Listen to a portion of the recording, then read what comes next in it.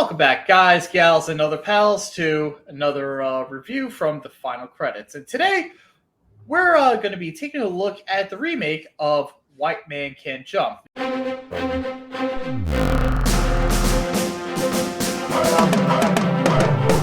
this starred Cinqua Walls, Jack Harlow, and of course, the great Lance Reddick. Now, immediately jumping into this, jumping into this. Pun intended. You know what, Johnny? You caught me. Didn't even mean that. So, right. Again, jumping into it. Now, I've seen it fairly recently. I've seen White Man Can't Jump earlier years and everything. Fantastic movie, the original. The remake, watching this, I felt like it was a good movie, but I feel like it suffered being a remake of the original, if that makes any sense. Like, I felt like this movie would have been better if it was any other kind of basketball movie. Like, if you, gave it, Ballers or Hoopers or whatever. If you named it anything else and made it, its own kind of thing, I felt like it would have been great. Like, the story with this was very similar, but kind of, twisted a little bit, I guess, for, more modern audiences this time around. We didn't have just the regular guy that could that was an NBA prospect that could just go over random courts and everything and just try to get money from people from betting on himself. And we didn't have Wesley Snipes figuring this out and these two guys going in and trying to rob entire neighborhoods.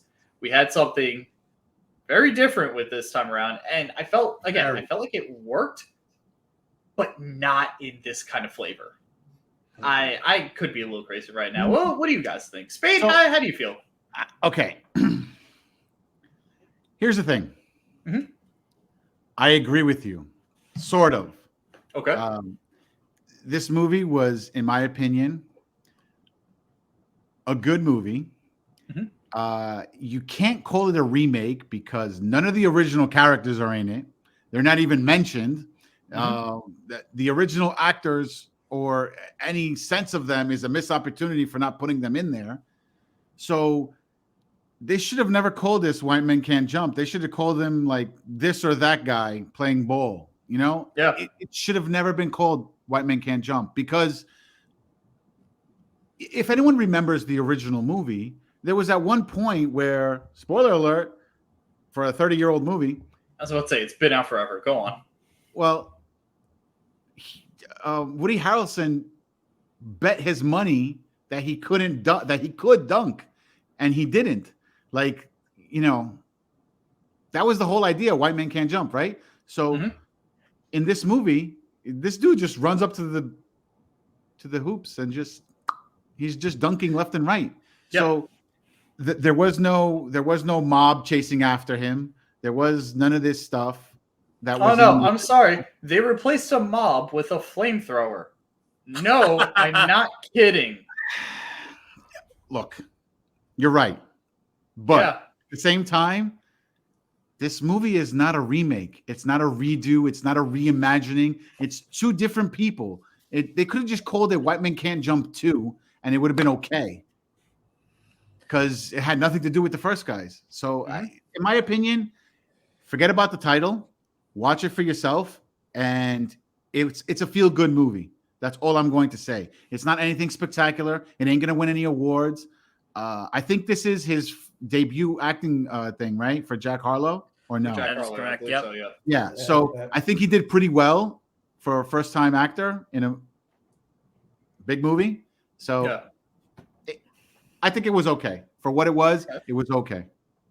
Doing a remake's always a tricky thing, but thankfully it wasn't released in theaters. This would have been a straight to DVD, Blu-ray when that was still a thing, but its safe bet was to put it on streaming because it would have gotten smoked at the box office. Spade, to go back to the last video, yes, I did watch the classic in full. It's a classic for a reason. That's a whole another separate video For research to- purposes, right? You did it for research purposes. So they this movie, the Hulu movie, was missing that edginess that the 1992 movie had. There was more. Yes, there was conflict between Kamal and Jeremy, but it wasn't. There was more respect. It was more peaceful. They kind of liked each other more than Billy and Sydney did in the original movie. I mean, you had nods here and there, like when Jeremy was driving down, he surprised his girlfriend with the gift, and then she climbs on top of him when he's trying to, That was a straight ripoff. Rip off to absolutely. recreate the Woody Harrelson Rosie Perez scene. Yeah. But yeah, it couldn't. They were just trying to grab your attention by calling it White Man Can't Jump.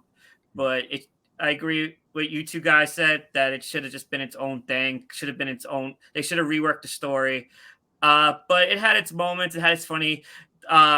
Grim, to your point about the flamethrower, I think that, or Johnny, whoever said it, I think that was a recreation of the scene, like Spade. Like, do you remember when they were on the court, and they beat those two tall guys, and the guy that just went to the deli to sell his gun, he's like, "Oh, I'm going to shoot up this whole court." So I think that was a quick nod to it. So I picked up on it, but instead of, let's just use a regular handgun, let's get a friggin' flamethrower. It was good for what it was. More wholesome story, had the edginess and put it in today's world, but it definitely falls short of the original. But I like certain aspects of it. Okay, I've been holding in my thoughts like this entire time. All right. So first of all, let's get this out of the way. No, I have not seen the original, and I intentionally wanted to see this new movie first before watching the original because I didn't want to go into this thing, just comparing each and every scene. I just wanted to see this movie for what it was, and that was it. And then I'd watch the original afterwards and then compare the two. This movie just sucked. Okay, this movie was freaking terrible. This was not a movie. It felt like a CW show strung out into a single episode that was an hour and 45 minutes long. Jack Harlow, if you ever act again, I'm going to find you and I will bury you. You are first of all, his character was completely useless. He had nothing going on with him. The whole movie, by the way, was just generic. Everything was squeaky clean. Nothing happened. There was no stakes. The dialogue was flat. The humor was boring. The plot itself was boring. What was it like? Jack Harlow was like he used to be something. The other guy, Cinco Walls, he used to be something like a prodigy, whatever. And these has been at age what, like 20 something, like he already has been. And Jeremy tore his ACL. Kamal got arrested when he was a prospect in his career. Both ACLs. ACLs. So get it. So get this. So Jack Harlow, he has bad knees. He got bad legs. He's the white man that can't jump because I hate it. I hate it so much. But yeah, he can dunk, right? The white man who can't jump because he has bad legs. So, goddamn.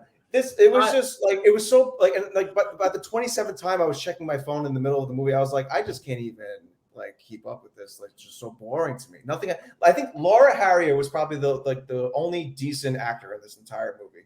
I think. Well, no, Cinco Walls was good, but his character kind of sucked. Jack Harlow, he just strutted onto every scene, just randomly playing challenging people to basketball. I don't know what his motive really was, and it just by the end of the movie, I was like, everything just happened. Nothing happened. There was a flamethrower. Yeah, something exploded at one point, and then they fought for a minute. The two main characters hated each other, and they loved each other again.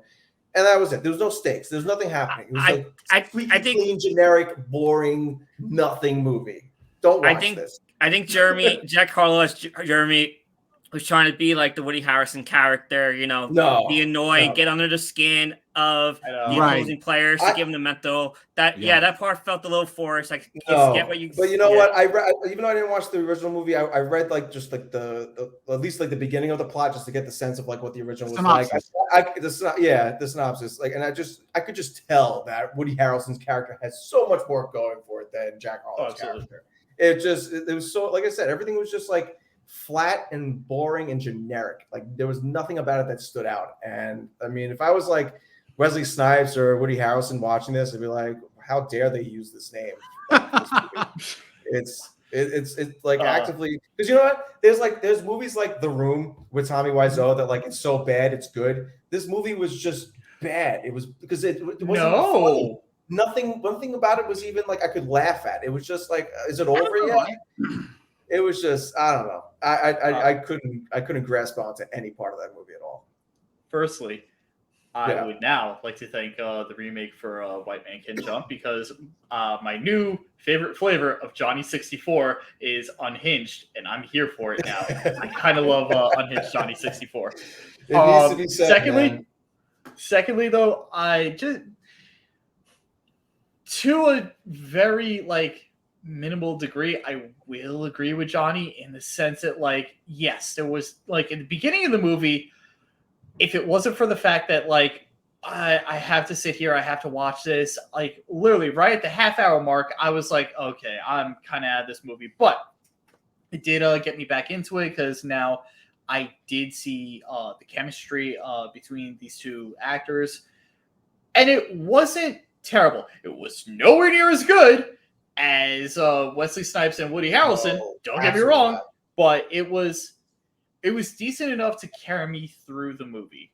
And I would agree. Again, yeah, just seeing like, a white guy that like just can't make it to the NBA. Oh, a black guy that at the height of his quote unquote career was high school and everything, and then he just like dropped out because he can't take the pressure. I'm like, this does seem like very generic. Like, I felt like they tried to split Woody Harrelson's character in half and make these two characters in a sense, if that makes any sense. Yeah, that's interesting. You know what the perfect comparison? One more thing. You know what the perfect comparison to the show is to like say how bad it is. Like, you ever watch the Bel Air show on Peacock? It's like the reboot. Never seen it. It's more drama than it's comedy. Don't even bother. It sucks, but it sucks for the same exact reasons why this movie sucks. Like, they took like the overall premise or the idea of the original show and kind of butchered it in like every way, shape, and form. Yeah, but it's just, I agree about the Bel Air part, but yeah.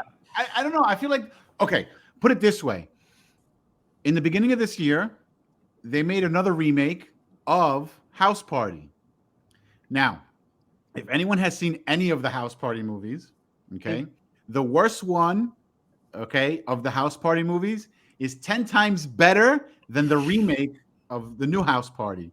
So me going into watching White Men Can't Jump, I'm thinking this thing is going to suck horribly, okay? House Party remake was a bomb. If you told me watch it, I would pay you $10 not to watch it, because that's how bad it was. And all you have to do is just go put it on HBO Max. So this movie, I feel like it was good for what it was. It wasn't supposed to be anything special. So yeah, but you're kind of making it sound like that you already walked into it with lowered expectations already. And I got a better movie though. That's the thing though. Like, I went in there thinking that this thing's going to suck just like watching House Party, and it didn't. I felt like it was a decent movie for what it was. Spade, what did you think of the small role that one of your favorite comedians had in the movie, Andrew Schwartz? Yeah, Schultz he was pretty funny. I'm not gonna lie. Him playing was that the perfect role? No. Was that the perfect role for him in that movie? In that movie, yes, because there's no other characters. I thought he was gonna have a bigger role than the two scenes we saw him in. Yeah, I'm so happy that he didn't. Honestly, his whole entire thing in this, cringeworthy. He was part of the reason why I'm like, why do I have to watch this? Why? It's too much, because he definitely felt like, okay, I only have 10 minutes of screen time in this, and I have to make it count. And he wasn't natural in it at all, and everything was just so forced. And I'm like, you're trying to make me laugh, and in you trying to make me laugh, it's actually making me sad. Not laughing. Genuinely, you're making me sad. Wow. Like, I want to go cry in the shower now because of you. Thank you for making me emo once again. See the pain that this movie's inflicting, man. It's just it doesn't end. No, I enjoyed it. I thought he was. Look, I think his character was supposed to be like a caricature of all the, drug dealers that go to the gym that sell you, pills and steroids and shit like that. And don't forget, I mean, this is based out in California, right? So that could be what they really are out there. I mean, they're not going to be like that over here, on the East Coast, but on the West Coast, they might be like that. Who knows? But I thought it was okay. It wasn't anything like, I'm not going to say like this guy is the funniest thing since sliced bread in this movie, but I think it was okay for what it was worth. I wish we had more screen time of Lance Reddick, and I'm not liking this trend with his last few roles that his character ends up. I hate that this is probably his last. Is this his last movie? No, he has a couple more things still in production. Thank God. Thank God. Yeah, I was like, that was another thing too. I was like, this is his legacy movie. I'm going to fucking lose it. Yeah. and the forced cameo of Blake Griffin. Yes, we know you're a producer on the movie, so let's have a quick cameo of him. That was so forced. That was just... exactly. He's not a natural actor. Stick to playing in the NBA or not. But yeah, you know what? Even like the soundtrack with this movie. Generic. I felt like they just got like a bunch of TikTok songs. Like every song on here, I felt like I've heard this song primarily from TikTok. Yeah. Is that a good thing? And I felt like they had maybe like a soundtrack of like real music. They had like 3 songs or two or three songs tops that they used throughout the entire movie. The rest of it was just generic like basketball hip hop sounding background music the entire time. Yeah. There was nothing stand out. Like again, like it was just all generic and flat. It was just boring. Everything's boring. So boring. 64 really hated this movie. I love how unhinged he's become. No effort. Honestly, guys, that's how we feel about this. Let us know what you think down in the doobly-doo. Like, comment, share, subscribe. Hit the notification bell, do all the things. It all helps out the channel, and we could really use the help, especially after Johnny's meltdown right now, because I need the help. He's coming for us. Until then, roll credits. Roll credits. Roll credits.